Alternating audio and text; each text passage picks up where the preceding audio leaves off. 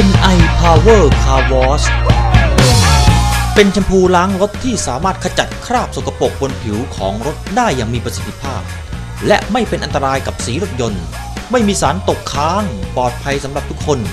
เนื้อแชมพูเข้มข้นเหนียวใสและกลิ่นหอมสดชื่นทำให้ผ่อนคลายและมีความสุขไปกับการล้างรถอัตราการใช้งานชมพู2 ฝาต่อน้ำ10 ลิตรคนให้เข้ากันใช้ฟองน้ำจุ่มถูให้ทั่วรถล้างออกด้วยน้ำสะอาดเพียงเท่านี้รถของคุณก็จะสะอาดใหม่และเงางาม NI Power Car Wash